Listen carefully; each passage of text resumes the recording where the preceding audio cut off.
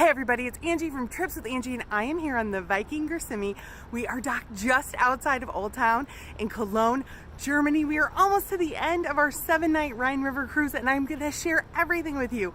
Tips, tricks, what you need to know about this ship, the ports we stopped at, the excursions we did are all going to be in this video. So let's start with the reason people take river cruises, the itinerary. We sailed the Rhines. We started in Basel, Switzerland, and ended in Amsterdam, seeing cities in Germany and France along the way. Viking includes an excursion in each of your stops, and you can access those by going to myvikingjourney.com and accessing your reservations. Click on shore excursions, and then once they become available, you'll be able to see them. You have these quiet boxes in your cabin that give you an earphone so you can hear the tour guides, and we were so excited when we boarded to find out there was going to be an included tour in Basel, so we got to see the cathedral. Our first official port was in Germany, Breisach, Germany, which is the area of the Black Forest and the famous baths or badens.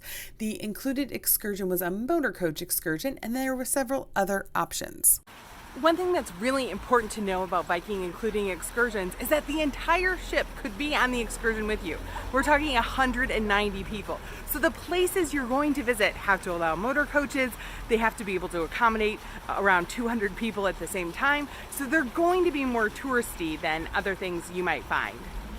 If you want more of the off the beaten path, you want to look at the paid excursion. So for example, today we took a motor coach an hour and a half here. We had an hour and a half on site, and then we'll take a motor coach an hour back, whereas there was an 8-hour e-bike small group, 15 people, explore the Black Forest as an option to pay extra for. So it's just what you want to see. If you just want to get a taste of the port, then the included excursion will do that.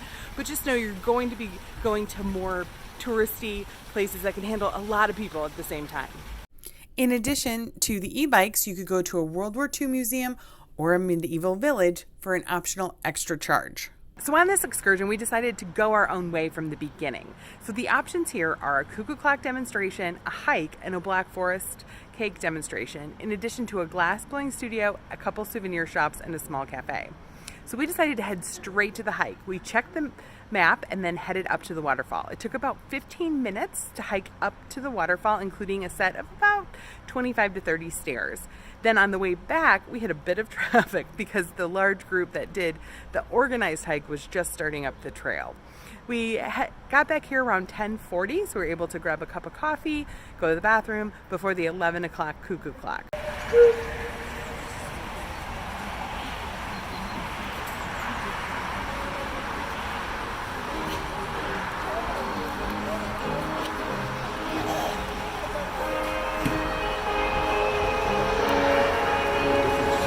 Then we just watched the glass blowing studio, relaxed for a bit, and it was time to get back on the bus for 11:30.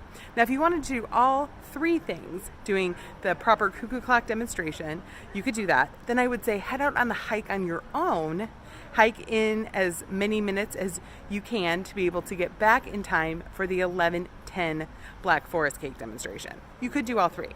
Doesn't leave you a lot of time for shopping though.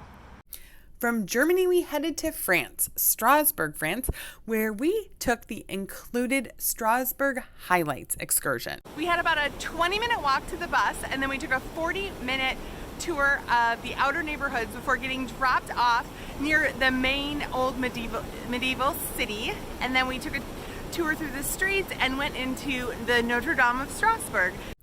Here's a glimpse into the Notre Dame of Strasbourg, an absolutely incredible cathedral. But a pro tip, if you're trying to take a selfie, go low, hold the phone below you. And now we have free time, so we're exploring the Petite France.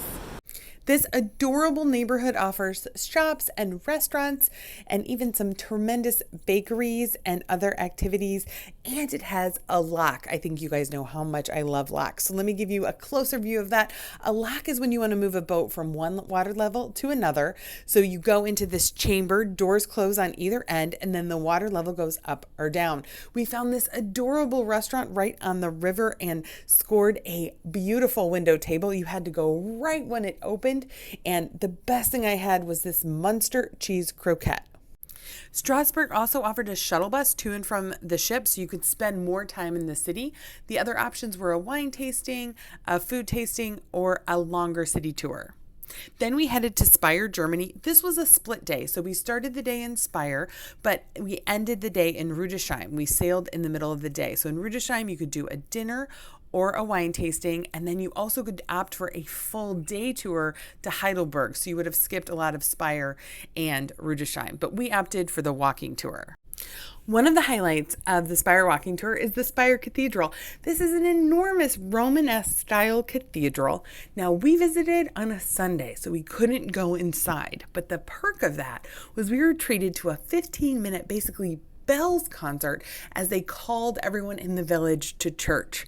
The cathedral is very simple compared to the Catholic cathedrals we had been visiting, but it was still absolutely beautiful and had a lot of interesting history and touches. The other thing you don't want to miss when you're headed to Speyer is looking for the stumbling stones. These were all up and down the main street that runs from the gate to the cathedral. Now, these commemorate when people were taken during the Holocaust. And so it tells their name when they were born, that they lived here, that this is where they lived, and then if they know what happened to them. So very powerful, very meaningful. Look for those when you visit Speyer. And here we are entering Koblenz after a morning of cruising by the castles of the Mid-Rhine. Let me show you a few of the castles we saw. The castle spanned all different types of time periods, stories. Some are still castles, some are privately owned, some are hostels. And so it was really a wonderful day. We had beautiful weather, and the program director, Nancy in our case, gets on the overhead speaker and just tells you about the towns you're passing and the castles you're passing and what their current status is. So I absolutely loved it. You want to walk around the ship, find the best angles for you, and get those photos. But my absolute favorite place to be was on the Aqua Terrace. For some reason, a lot of people didn't want to be there. They wanted to be up on the sun deck. So head there. It'll be wonderful. And then you end up in Koblenz, Germany. So there are several different options here, of course, like anywhere else. There is a historic Koblenz included tour. Now, we decided to do the Moselle wine tasting. So this took us out into the wine region, and it was fascinating seeing these vineyards. They are very steep vineyards. They're so steep, in fact, that the grapes all have to be harvested by hand. And then we went to visit a local winery, the Way Winery, that they have been generations of winemakers, and we got to try their Rieslings, and it was absolutely delicious. If you like wines, especially Riesling, this is a great option. Cologne was our next stop, and this was a wonderful experience. We did the included walking tour, but you also can climb the tower, and there is a beer culture dinner that everyone raved about. Everyone who went said they had an absolutely incredible time. And so our ship docked right in the premier spot in Cologne, right along the walkway. You definitely want to check out some of the local breweries like Für, and then the cathedral is really the draw here. It's absolutely incredible, the architecture, and this is all made of limestone, and it just looks sturdy because of the pollution. There's also a love lock bridge you can visit, so you might want to bring your own lock to love on it. And then you definitely want to visit some of the local establishments, try some German food and some beer. We were there late at night. Kindredick was our final port. So this is famous for the windmills. There was an included tour, or you could go by bike or barge or do cheese making and then visit the windmills. We did the barge, and this was totally worth it. This was the best experience, I think, for visiting the windmill. We got on this barge. This was actually a historic barge that they have redone over the years, and we sailed by the windmills. We actually got to see more windmills than the general included tour, and then this was a highlight. We met a miller. So this gentleman had learned how to take care of windmills from his grandfather. Right now, what he's doing is he is turning the top of the windmill to face the wind using his leg and a wheel. It was absolutely incredible. He showed us around the windmill. The inside is set up so you could see how the miller used to live with his family. And what the windmills did is they moved water out of the field so that the farmers could grow crops. Our cruise ended in Amsterdam. If you're spending any extra time in Amsterdam, and I hope you do, I highly recommend taking a canal cruise to explore the canals of this great city. And I highly recommend doing a private cruise. I will link in the comments and in the descriptions to the one we took. It's absolutely incredible. We did 2 hours just going around the city, learning about the history, learning about the different buildings. It was great. Another key part of a Viking River cruise is the dining. So breakfast, lunch, and dinner, you always have the option to order off of a menu, or for breakfast and lunch, there's also a buffet. Here's the dining room. Everyone on the ship eats at the same time for dinner, and then you have a small window of an hour to an hour and a half for breakfast and lunch. So let me give you a little look at the breakfast buffet. So you have your made-to-order omelets, your made-to-order eggs. You can also have, scrambled eggs, your breakfast meats. There was fried rice some days. You have your oatmeal and your porridge, your smoked salmon, if you love that, different yogurt options, muesli. You'll also find your cold cuts if you want more of an English breakfast, and the cheese was absolutely incredible. They had the best cheeses at breakfast. You'll also find fresh fruits, both whole and cut up. Then there's a lot of bread available, so the sesame bagels, do not miss them. There's also homemade jams, butters, and muffins, as well as cereals with different types of milk. Now, one place you can also eat is the Aquavit Terrace. Breakfast had a small buffet, or you could order off the menu. For lunch and dinner, you order off the menu. Now, seating out here is highly competitive, so get here early. For dinner, it's only these 5 tables that are on the inside. For breakfast and lunch, they do try to open up the outer deck if the weather will allow it. Now, I have to give a shout out to the bowls on this cruise. The ahi tuna rice bowl and the salads were just terrific. This is tuna niswa. They also had a daily salad that was so good. This one with prosciutto was one of my favorites. And then each evening, the chef will come out and explain about the menu for the dinner, what the regional specialties are. They'll also host special cooking classes with some of the regional specialties. And one really special thing they did during our cruise was this full-on German dinner, including gluten-free beer for my mom, which was so cool. And you could either go to the buffet, or they prepared you these really cool sampler platters so you didn't have to stand in line. Meal times are pretty limited on board compared to an ocean cruise. So if you need a sweet treat, there is a coffee and tea station just outside the lounge. So you can have still water, sparkling water, espressos, cappuccinos, your lattes, as well as a wide selection of hot teas available all the time. Viking also includes beer and wine at lunch and dinner, but otherwise you can pay to have a drink at the bar or purchase the Silver Spirits packet. The third and last very special thing about Viking River are the cabins. Welcome to cabin 100 on the main deck on the Viking River. This is a standard stateroom, and you are at water level, so you are kind of below the river. On each side of the bed there are outlets, so it's easy to plug in a CPAP machine. These are 2 twin beds pushed together and made up as one bed. You also can have them set up as 2 individual beds, but they are going to be very close together. This cabin is very small but efficient. You have a small reading light, a regular light. You'll also find 2 USB plugs, a European plug, a North American plug. Your side table has an additional table that pulls out. That is not a drawer.